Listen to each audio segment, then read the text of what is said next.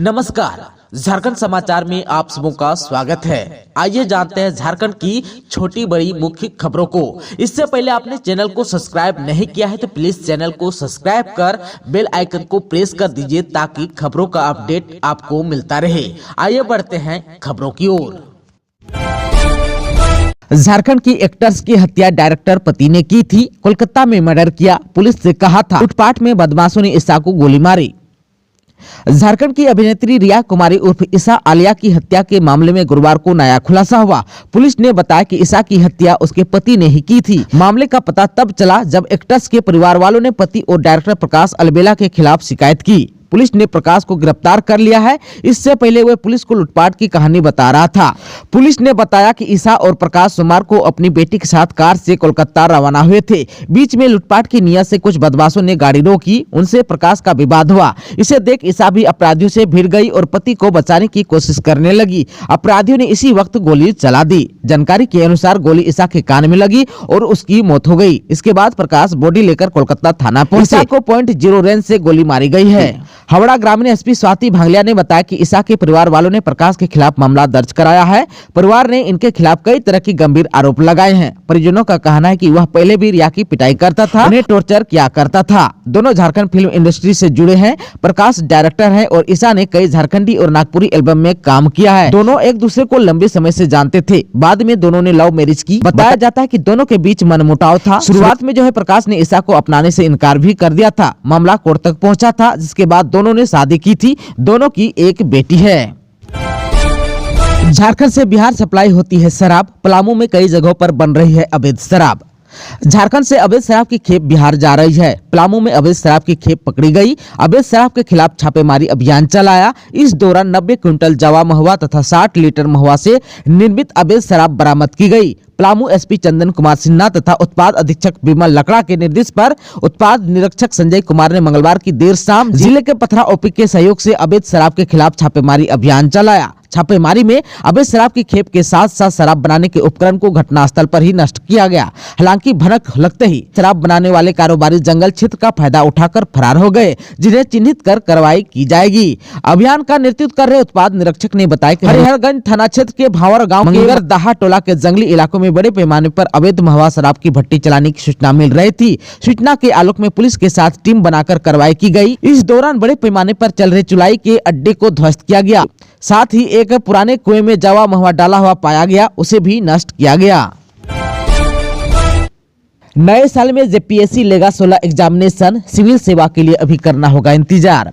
झारखंड लोक सेवा आयोग के माध्यम से नौकरी का इंतजार कर रहे उम्मीदवारों के लिए अच्छी खबर है। आयोग ने नए साल में नियुक्तियों के लिए परीक्षा लेने का निर्णय लिया। ऐसे में उम्मीद जताई जा रही है कि नया साल नौकरियों के नाम होगा। आयोग अगले 3 महीने में 16 परीक्षा लेने जा रहा है। की ओर से इन परीक्षाओं के लिए डिटेल्स भी जारी कर दिया गया है। नए साल की पहली परीक्षा असिस्टेंट प्रोफेसर नियुक्ति की होगी। आयोग की ओर से जारी नोटिफिकेशन के मुताबिक आखिरी परीक्षा भी TRL भाषा के असिस्टेंट प्रोफेसर के लिए ही ली जाएगी। सभी नियुक्तियां साक्षरता परिणाम के आधार पर होगी। झारखंड लोक सेवा आयोग ने अभी असिस्टेंट प्रोफेसर, पॉलिटेक्निक और डेंटिस्ट नियुक्ति के लिए तारीखों की घोषणा भी कर दी है। सिविल सेवा परीक्षा का इंतजार कर रहे युवाओं को अभी और इंतजार करना होगा। हालांकि आयोग की ओर से 11वीं की संयुक्त सिविल सेवा परीक्षा अप्रैल में लेने की बात कही गई थी, लेकिन एक बार फिर सिविल सेवा नियुक्ति परीक्षा नियमावली में संशोधन को लेकर बात चल रही है। ऐसे में विज्ञापन के लिए इंतजार करना होगा। रूल्स में संशोधन के लिए ग्रामीण प्रशासनिक सुधार तथा राजभाषा विभाग ने कमेटी बनाई है। इस कमेटी के अध्यक्ष वन, पर्यावरण एवं जलवायु परिवर्तन विभाग के अपर मुख्य सचिव एल ख्यांगते बनाए गए हैं। वहीं सदस्यों में वित्त विभाग के प्रधान सचिव अजय कुमार सिंह और ग्रामीण प्रशासनिक सुधार तथा राजभाषा विभाग के प्रधान सचिव वंदना डाडेल शामिल है। समिति को कार्मिक विभाग ने निर्देश दिया है कि समिति द्वारा संबंधित मामले में 15 दिनों के अंदर अनुशंसा की जाएगी। हेमंत सोरेन सरकार के 3 साल के कार्यकाल को लेकर सुदेश महतो ने जमकर बोला हमला। आजसू पार्टी के केंद्रीय अध्यक्ष सुदेश महतो ने कहा कि हेमंत सोरेन सरकार ने अपने 3 साल के कार्यकाल में सबसे ज्यादा झारखंड के युवाओं के साथ विश्वासघात किया है। नियोजन नीति, रोजगार, बेरोजगारी भत्ता के नाम पर युवा ठगे गए। मुख्यमंत्री ने 1 साल में 5 लाख नौकरियां देने का वादा किया था, लेकिन 3 साल में महज 550 नियुक्तियां हुई। श्री महतो पार्टी कार्यालय में पत्रकारों से बातचीत कर रहे थे। उन्होंने कहा कि सरकार ने 3 साल में जनादेश और जनभावनाओं को अपमान किया है। सुदेश महतो ने कहा कि हेमंत सोरेन के 3 साल में संसाधनों की लूट मची है और सरकार झूठ पर झूठ बोले जा रही है। महतो ने कहा कि हर विषय पर हम गांव से लेकर शहर तक, पंच से पंचायत तक इस राज्य के हित में व्यापक संघर्ष करेंगे। अगले महीने 12 जनवरी युवा दिवस के दिन इसकी शुरुआत होगी। सरकार की विफलता को जनता के समक्ष रखेंगे। श्री महतो ने स्थानीय नीति पर सवाल उठाते हुए कहा कि इस नीति को नियोजन का आधार क्यों नहीं बनाया गया। हम और हमारी पार्टी ने शुरू से इस विषय पर अपनी आवाज मुखर की। सुदेश महतो ने स्थानीय नीति, आरक्षण, नियोजन को लेकर कहा कि सरकार की कोई स्पष्ट मंशा नहीं है, इसलिए वह चीजों को और उलझाने का रास्ता तैयार करती है। जनता सरकार से ऊब चुकी है। उन्होंने कहा कि हम झारखंड की आकांक्षाओं, आशाओं और यहाँ की भावनाओं को टूटने नहीं देंगे। हेमंत सोरेन सरकार के 3 साल पूरे होने पर सीएम ने झारखंड को दी 890 करोड़ रुपए की सौगात। झारखंड की हेमंत सोरेन सरकार ने 3 साल का कार्यकाल पूरा कर लिया। इस अवसर पर गुरुवार को यानी कि 29 दिसंबर 2022 को प्रोजेक्ट भवन में आयोजित विशेष कार्यक्रम में प्रदेश की जनता को 890 करोड़ रुपए की योजना की सौगात दी। किसानों के खाते में 232 करोड़ रुपए ऑनलाइन ट्रांसफर किए। वहीं मुख्यमंत्री हेमंत सोरेन ने इस अवसर पर विश्वास जताया कि प्रदेश जल्द ही तरक्की करेगा। हेमंत सोरेन ने सूखा राहत योजना को ऐतिहासिक कदम बताया। उन्होंने कहा कि प्रदेश में कई बार सूखा पड़ा, लेकिन जिस तरह से उनकी सरकार ने किसानों को समय में रहते राहत दी है, आज तक किसी सरकार ने ऐसा नहीं किया। सीएम ने कहा कि सूखा राहत योजना के तहत 6,64,000 किसानों के बैंक अकाउंट में 232 करोड़ रुपए का ट्रांसफर किए गए। खेल और खिलाड़ियों को बढ़ावा देने में सहायक होगा जोहार खिलाड़ी पोर्टल। झारखंड के मुख्यमंत्री हेमंत सोरेन ने सरकार के 3 साल पूरा होने के उपलक्ष्य पर खेल और खिलाड़ियों को बढ़ावा देने के लिए जहां जोहार खिलाड़ी पोर्टल की शुरुआत की, वहीं राज्य की प्रमुख परियोजनाओं की सतत निगरानी के लिए जोहार परियोजना पोर्टल भी लॉन्च किया। आप सबको बता दूं कि जोहार खिलाड़ी पोर्टल खेल संस्कृति के विकास एवं जमीनी स्तर पर खिलाड़ियों की पहचान में सहायक होगा। पोर्टल के जरिए खिलाड़ी और खेल से जुड़े लोगों का डेटा संग्रह किया जा सकेगा, जिससे खेल को और बढ़ावा दिया जा सकेगा। इस पोर्टल से खेल और खिलाड़ियों से संबंधित सभी विषयों को एक स्थान पर लाया जा सकेगा, जिससे खेल इकोसिस्टम को पूर्णतः पेपरलेस बनाया जा सकेगा। आप सबको बता दूं कि पोर्टल का मुख्य उद्देश्य सभी खिलाड़ियों का डिजिटल डेटाबेस उपलब्ध कराना है। राज्य के सभी स्तरों पर खेल संस्कृति के विकास को बढ़ावा देना, खेल के प्रति जागरूकता बढ़ाना, जमीनी स्तर पर झारखंड की खेल प्रतिभाओं की पहचान करना एवं राज्य के युवाओं का आर्थिक एवं सामाजिक विकास सुनिश्चित करना है। सीमित संसाधनों के बीच झारखंड के खिलाड़ियों ने बिखेरी चमक। फुटबॉल कप प्रतियोगिता के समापन पर बोले सीएम हेमंत सोरेन। रांची के मोरहाबादी स्थित बिरसा मुंडा फुटबॉल स्टेडियम में राज्य स्तरीय मुख्यमंत्री आमंत्रण फुटबॉल कप प्रतियोगिता 2022 का गुरुवार को समापन हो गया। इस मौके पर लोगों को संबोधित करते हुए मुख्यमंत्री हेमंत सोरेन ने कहा कि पिछले 20 साल हमारे राज्य के नौजवान खिलाड़ियों के प्रतिभा को तराशने का प्रयास न के बराबर हुई। वर्तमान राज्य सरकार के गठन के बाद से ही हमने गाँव से लेकर शहर तक के कोने कोने से यहाँ के नौजवानों के अंदर छिपी हुई हुनर को निरंतर तराशने का काम कर रहे हैं। राज्य सरकार खेल के क्षेत्र में एक नया आयाम स्थापित करने का काम कर रही है। सीबीएसई ने जारी किया बोर्ड परीक्षा का कार्यक्रम। 15 फरवरी से शुरू होंगी 10वीं और 12वीं की परीक्षा। केंद्रीय माध्यमिक शिक्षा बोर्ड सीबीएसई ने गुरुवार को शैक्षणिक सत्र 2022-23 के लिए बोर्ड परीक्षा की डेट शीट जारी कर दी। सीबीएसई कक्षा 10वीं की बोर्ड परीक्षा 15 फरवरी 2023 से 21 मार्च 2023 के बीच आयोजित की जाएगी, जबकि कक्षा 12वीं की बोर्ड परीक्षा 15 फरवरी 2023 से 5 अप्रैल 2023 तक आयोजित की जाएगी। बताते चले कि लाखों विद्यार्थियों को बोर्ड परीक्षा कार्यक्रम और तिथियों की घोषणा का इंतजार था। नए साल के रंग में भंग डालेगा मौसम का मिजाज। जानिए क्या कहता है आईएमडी यानी कि मौसम विभाग। आप सबको बता दो कि मौसम विभाग के वैज्ञानिकों ने बताया है कि झारखंड में अगले 2 दिन तक न्यूनतम तापमान में बड़े बदलाव के संकेत नहीं है, लेकिन राजधानी रांची में 1 जनवरी 2023 को यानी कि नए साल के दिन आसमान में बादल छाए रहेंगे। नए साल में न्यूनतम तापमान 2 से 3 डिग्री का इजाफा हो सकता है। राज्य के पूर्वी भाग में 3 दिन के दौरान कहीं कहीं हल्के से मध्यम दर्जे का कोहरा छाया रह सकता है। 2 जनवरी 2023 तक प्रदेश के किसी भी जिले में बारिश के कोई आसार नजर नहीं आ रहे हैं। राजधानी रांची में 2 जनवरी तक सुबह में धुंध छाए रहेंगे। रांची में नए साल यानी कि 1 जनवरी 2023 को आंशिक बादल छाए रह सकते हैं। 2 जनवरी तक रांची का अधिकतम तापमान 25 से 26 डिग्री के बीच तो न्यूनतम तापमान 10 से 12 डिग्री के बीच रहने का अनुमान है। मौसम केंद्र ने बताया कि रांची के तापमान में पिछले 24 घंटे के दौरान 0.6 डिग्री की कमी दर्ज की गई। वहीं जमशेदपुर का तापमान अप्रत्याशित रूप से 5.3 डिग्री गिर गया, जबकि डाल्टनगंज का पारा 1 डिग्री सेंटीग्रेड गिर गया है। झारखंड के पारा शिक्षकों को नए साल का तोहफा, इस तारीख से मिलेगा बढ़ा हुआ मानदेय। 1 जनवरी 2023 से राज्य के पारा शिक्षकों के मानदेय में 4% की वृद्धि की जाएगी। झारखंड शिक्षा परियोजना की ओर से इस संबंध में पत्र जारी कर दिया गया है। परियोजना निदेशक द्वारा जिलों को भेजे गए पत्र में कहा गया कि झारखंड सहायक अध्यापक सेवा शर्त नियमावली में शिक्षकों के मानदेय में प्रति वर्ष 4% बढ़ोतरी का प्रावधान है, पर यह कब से होगी इसकी तिथि निर्धारित नहीं थी। ऐसे में मानदेय में वृद्धि हर वर्ष 1 जनवरी से होगी। इसकी शुरुआत जो है 1 जनवरी 2023 से ही की जाएगी। वैसे पारा शिक्षक जिसके प्रमाण पत्र का सत्यापन हो गया है, उनके संतोषप्रद सेवा की संपुष्टि प्रशासनिक सह अनुशासनिक प्राधिकार से कराया जाए। सभी जिला के जिला शिक्षा पदाधिकारी, जिला शिक्षा अधीक्षक को इस संबंध में आवश्यक कार्रवाई करने को भी कहा गया है।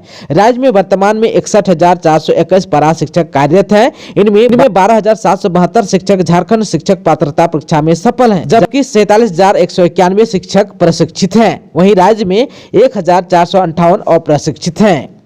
राज्य में पारा शिक्षकों के आकलन परीक्षा के लिए आवेदन जमा करने की तिथि भी बढ़ाई जा सकती है। इसकी प्रक्रिया शुरू की गई है। पारा शिक्षकों के मानदेय वृद्धि के लिए आकलन परीक्षा ली जाएगी। इसके लिए आवेदन जमा करने की अंतिम तिथि 31 दिसंबर निर्धारित की गई थी। आकलन परीक्षा में शामिल होने के लिए प्रमाण पत्र का सत्यापन कराना अनिवार्य होगा। राज्य में लगभग 20,000 पारा शिक्षकों के प्रमाण पत्र का सत्यापन नहीं हुआ है। इस कारण आवेदन जमा करने की तिथि बढ़ाई जाएगी। इस संबंध में झारखंड शिक्षा परियोजना की ओर से आवश्यक प्रक्रिया शुरू कर दी गई है।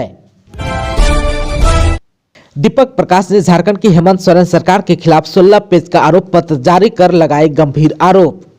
हेमंत सोरेन की अगुवाई वाली महागठबंधन सरकार ने 29 दिसंबर 2022 को 3 साल पूरे कर लिए। इस अवसर पर राज्य सचिवालय प्रोजेक्ट भवन में एक विशेष कार्यक्रम का आयोजन भी किया गया। इसमें मुख्यमंत्री हेमंत सोरेन, ग्रामीण विकास मंत्री आलमगीर आलम और श्रम मंत्री सत्यानंद भोक्ता ने अपनी उपलब्धियां गिनाई। इससे पहले मुख्य विपक्षी दल भारतीय जनता पार्टी ने हेमंत सोरेन सरकार के खिलाफ 16 पन्नों का आरोप पत्र हेमंत सरकार के 3 साल अखंड भ्रष्टाचार जारी कर मुख्यमंत्री हेमंत सोरेन और उसकी सरकार पर गंभीर आरोप लगाए। आप सबको बता दूं कि झारखंड प्रदेश भाजपा के अध्यक्ष सह राज्यसभा सांसद दीपक प्रकाश ने गुरुवार को पार्टी मुख्यालय में प्रेस कॉन्फ्रेंस को संबोधित करते हुए कहा कि मुख्यमंत्री कन्वेक्शन रेट पर ध्यान नहीं देकर परफॉर्मेंस रेट पर ध्यान देते तो राज्य का ज्यादा भला होता। उन्होंने कहा कि मुख्यमंत्री जी कोरोना का बहाना कब तक करेंगे। कोरोना काल में तो छोटे छोटे बच्चे भी ऑनलाइन पढ़ाई करके पास हो गए, लेकिन आप पूरी तरह फेल हुए।